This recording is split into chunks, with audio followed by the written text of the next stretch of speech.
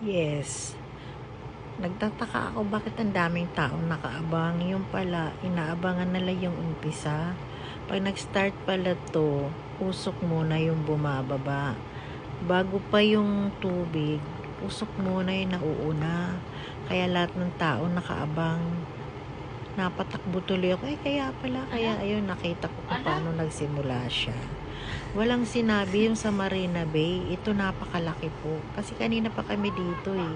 Wala naman pa silang tubig. Wala pa siyang tumatagas. Kaya naglakad-lakad muna kami. Hanggang sa pagbalik namin yun na nga nag-umpisa na pala. Tuloy-tuloy na yung fountain na yan. Parang falls. Dito naman may train ang dumadaan habang doon sa Marina, bangka naman. O, diba? Yan ang pagkakaiba. Ito yung sa Changi Airport.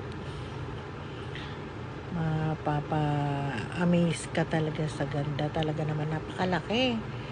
Mula sa taas, tinignan ko yan hanggang doon sa baba na ang dami naman kasing tao din. Kaya mahirapan kang makalapit. Pero this time na solo ko to eh. Kasi inantay ko muna magsilayo yung mga tao bago kinuhanan ko nung ako na lang mag-isa. At ako'y nagpakasawang mag-post dyan eh. Pati yung mga tagiliran hanggang sa kalagitnaan. Yung unang umakyat na mama, siya yung engineer dyan. Siya yung nag-operate para mabuksan yung waterfalls din sa baba, ay sa taas, pababa dyan. Unlike dun sa Marina, ito yung napakalaki. Diba? Kitang-kita mo naman. Sa airport po ito. Dun sa Marina Bay. Maliit lang kasi nasa loob lang ng mall yun. Ito yung malawak dito sa Changi Airport. O diba, ang ganda din, nakaka-amaze. Parang gusto kong maligo dun sa gitna. Yung pwede nga lang eh. Kaya nga lang, napakadaming tao, maraming mga nakaabang.